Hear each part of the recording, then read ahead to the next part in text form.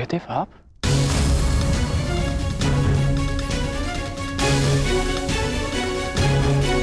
बड़ी बात। कल्याण हो पुत्र।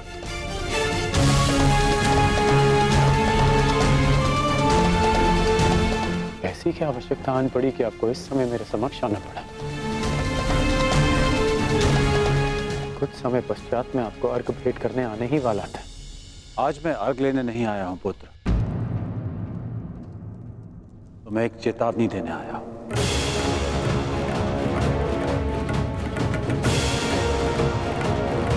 और वो ये, तुम कल प्रातःकाल मुझे अर्घ भेंट करने मत आना।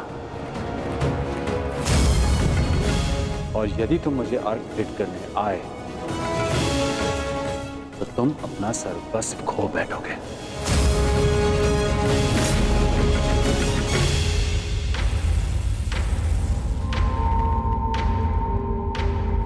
हाँ पुत्र, मेरी विनती है तुमसे, कल प्रातःकाल तुम मुझे अर्घ देने मत आना। मैं तो आपको बचपन से अर्घ देते आया हूं। तो आज अचानक ऐसा क्या हो गया कि आप मुझे अर्घ देने से रोक रहे हैं? तुम्हारा वचन पुत्र, तुमने प्रतिज्ञा ली है, सूर्य को अर्घ देते समय यदि कोई भी तुमसे कुछ भी मांगेगा तो वो तुम उसे दान में दे दोगे।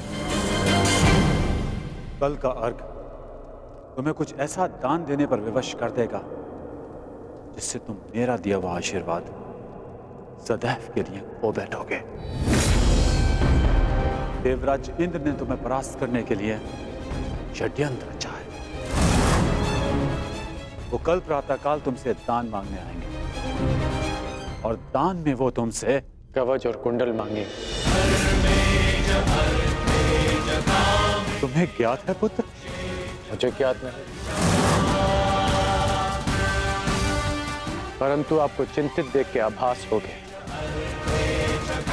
और यदि स्वयं मेरे पिताश्री मुझे चेतावनी देने आए हैं कि इंद्रदेव मुझसे दान मांगने आएंगे, तो इसका सीधा संबंध अर्जुन से होता है, इंद्रदेव का पुत्र अर्जुन। और उसमें कोई बुराई भी नहीं, क्योंकि हर पिता अपने पुत्र की भलाई चाहता है। यदि इतना समझते हो तो यह भी समझ लो पुत्र कि यह पिता भी यही चाहता है कि उसके पुत्र के साथ कोई अन्याय ना हो, कोई छल ना हो। मेरी विनती है तुमसे, कल प्रातःकाल मुझे अर्घ देने मत आना। पहले भी मैं तुम्हारे साथ बहुत अन्याय कर चुका हूं पुत्र, परंतु अब और अन्याय नहीं। कहो पुत्र, अपने पिता की बात मानोगे? कल प्रातःकाल अर्घ देने नहीं आओगे ना? मुझे उत्तर दो पुत्र, मुझे उत्तर दो। प्रश्न उत्तर का समय नहीं बचा है। मनुष्य का कर्म उसके हर प्रश्न और उत्तर से बड़ा होता है। और अब आपके कर्म का समय हो गया है। अंधकार में डूबे समस्त संसार को आपको प्रकाश देना है। आप अपना कर्म और धर्म निभाइए और मैं अपना कर्म और धर्म निभाऊंगा। बस आपसे एक प्रार्थना है कि अब ये अन्याय मत होने दीजिएगा कि संसार कहे कि कर्ण ने अपने जन्मदाता को अपना धर्म करने से रोक दिया।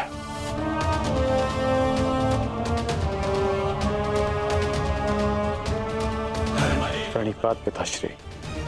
मुझे आशा है पुत्र, तुम मेरी विनती स्वीकार कर। कल्याण हो तुम्हारा।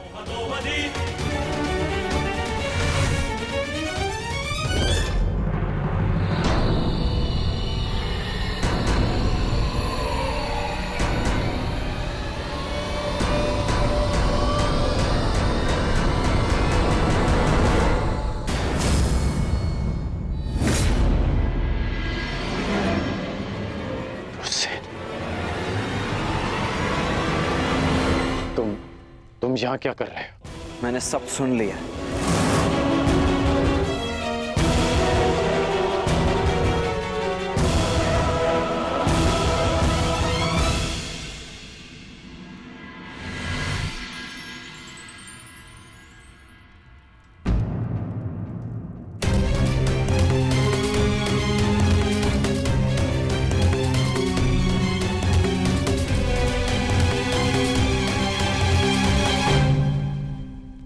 सूर्य नारायण, आप यहाँ? इस प्रकार यहाँ आने के लिए मैं आपसे क्षमा चाहता हूँ, परंतु पुत्र कर्ण पर बहुत बड़ा संकट आने वाला है। उसे सावधान करना होगा।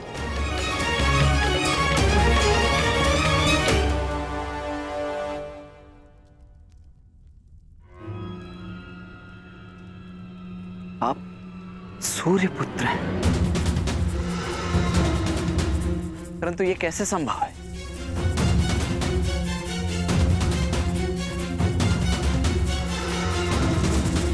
मेरे जन्म से पूर्व एक स्त्री को वरदान मिला था कि वो किसी भी देवता का आवाहन करके कोई भी वरदान पा सकती थी। उस स्त्री को विश्वास नहीं हुआ और उसने इस वरदान को परखने का प्रयास किया। उसने सूर्यदेव का आवाहन किया और वरदान से पतित सूर्यदेव को उन्हें पुत्र देना पड़ा, परंतु वो अविवाहित कन्या समाज के भय से भयभीत हो गई और उसने उस बालक को गंगा में बहा दिया। वो बालक मैं था, जिसे पिता अधिरथ ने पाला। सूर्यदेव के आशीर्वाद के रूप में मुझे कवच और कुंडल मिले, जो अब इंद्रदेव छीन लेना चाहते हैं अपने पुत्र अर्जुन के लिए। सूर्यदेव मुझे यही समझाने आए थे कि मैं इंद्रदेव को कल दान ना दूं। अर्थात आज आप अर्घ देने नहीं जा रहे?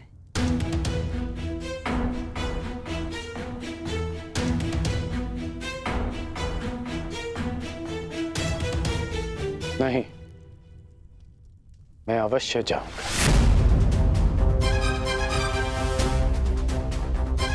क्यों? मैं आपको ऐसा नहीं करने दूंगा।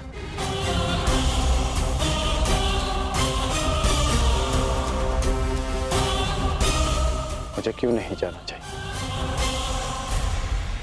एक दान के भय से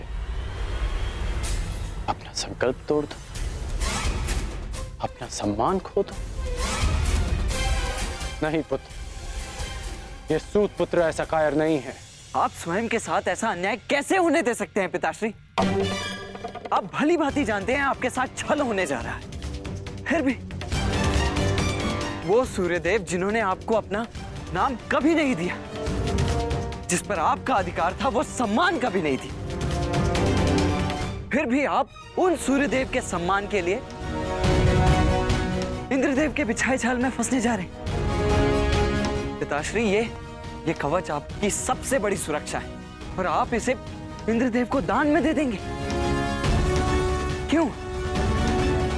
केवल सूर्यपुत्र होने के सम्मान के लिए? नहीं, एक सूत पुत्र होने के अभिमान के लिए।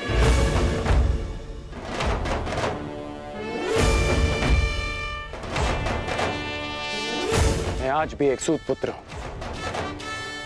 एक सूत ने ही मुझे प्रेम दिया, सम्मान दिया, अधिकार दिया, आवश्यकता पड़ने पर धनुष दिया।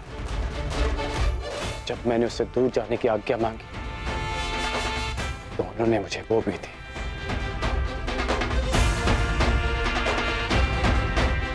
तुमने ठीक कहा पुत्र कि जिन सूर्यदेव ने मुझे मेरा नाम, मेरा सम्मान नहीं दिया, मैं उनके एक उपहार के लिए ऋणी क्यों रहूं? पुत्र, तुमने पूर्णतः अपने पिता को नहीं पहचाना। मैं अपनी सुरक्षा के लिए कवच और कुंडल पर निर्भर नहीं हूं।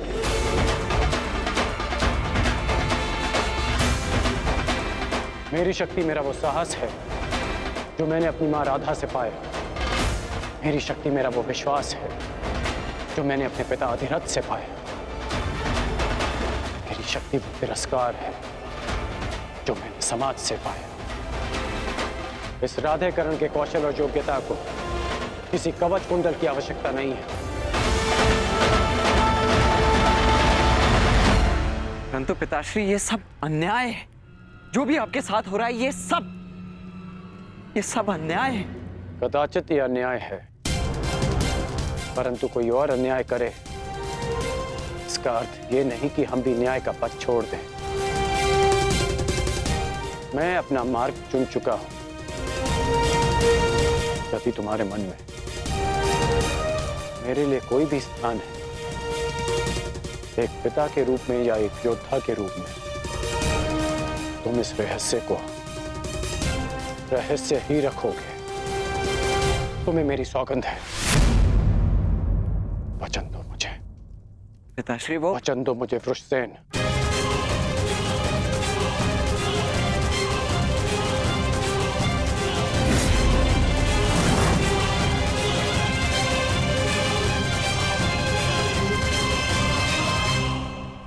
सूर्योदय का समय हो गया है और मेरे अर्घ देने का भी। अब तुम जा सकते हो।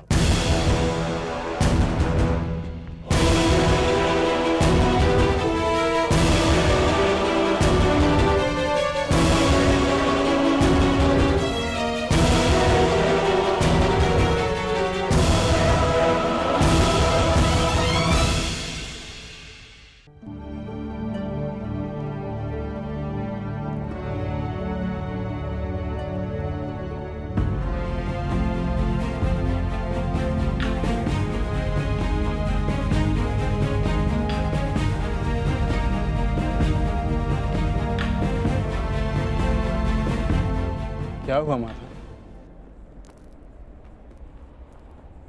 समय हो गया है, परंतु अभी तक सूर्यदेव उदित नहीं हुए।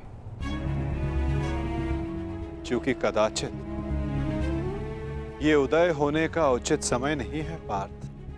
मैं समझा नहीं माता। सूर्यदेव का उदित होना अनिवार्य है, प्रकृति का नियम है। भला इसके विरुद्ध कौन जा सकता है?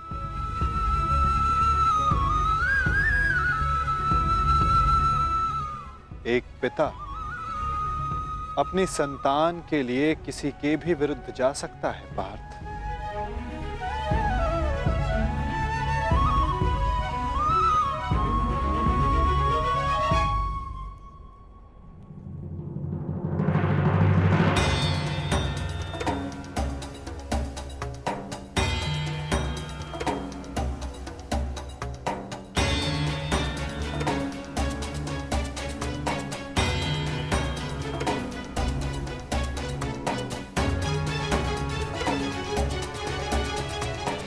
रानीपात वासुदेव।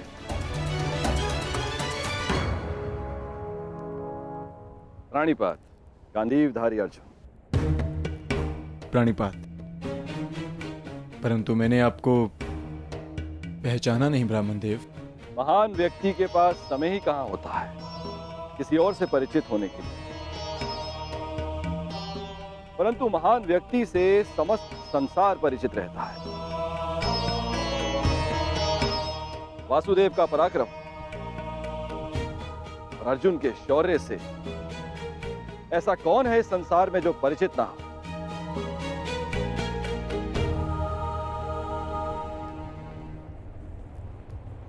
धन्यवाद।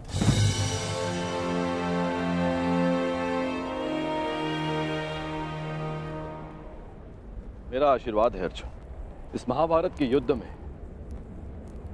तुम्हारी विजय निश्चित है। तुम अपने शौर्य से अपने शत्रु पर विजय प्राप्त करो।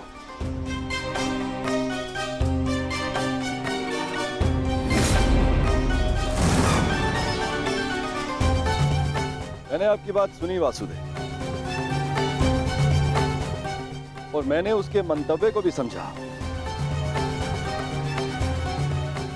परंतु सूर्यदेव केवल एक पिता ही नहीं, वो इस समस्त संसार को ऊर्जा भी देते हैं।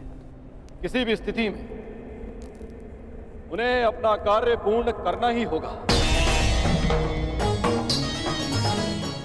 सूर्य उदय होना अनिवार्य है, यह प्रकृति का नियम है।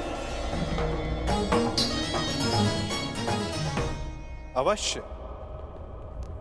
परंतु इन नियमों के बंधन में सभी आते हैं, ब्राह्मण देव, सूर्य देव पर भी, मुझ पर भी, और आप भी।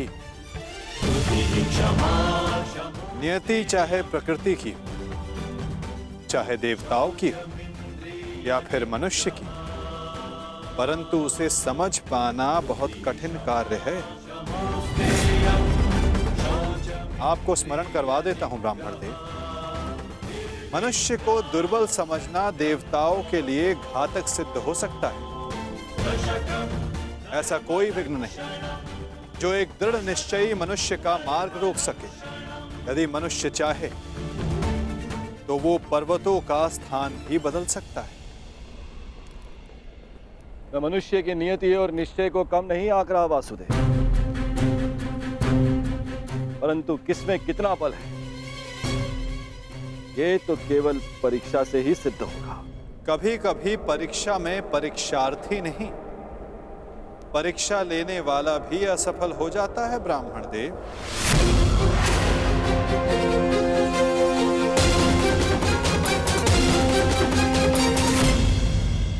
कभी कभी परीक्षा में परीक्षार्थी नहीं, परीक्षा लेने वाला भी असफल हो जाता है ब्राह्मण देव।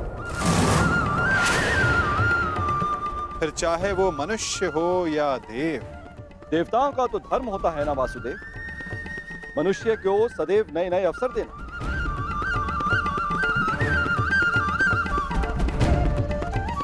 उचित कहा आपने ब्राह्मण देव, परंतु अवसर में यदि छल और भेदभाव आ जाए तो वो अवसर नहीं होता।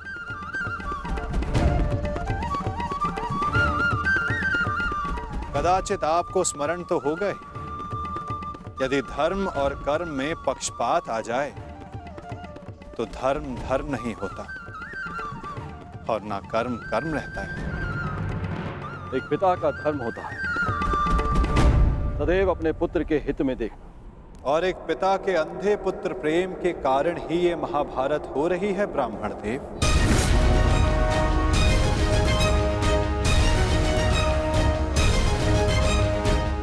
मुझे पिता से कोई लेना देना नहीं,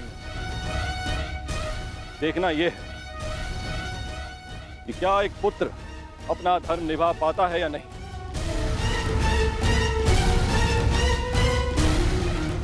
क्या एक पुत्र अपने पिता के सम्मान की रक्षा कर पाता है या नहीं।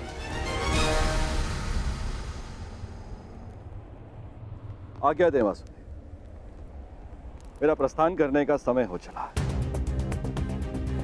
प्राणीपात।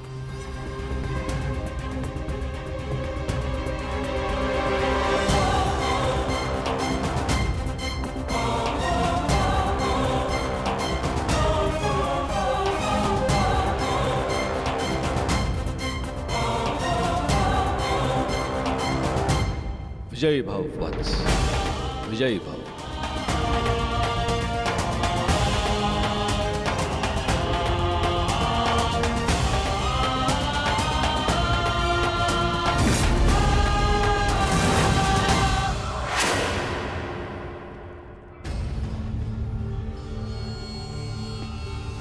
रुक जाइए पिताश्री।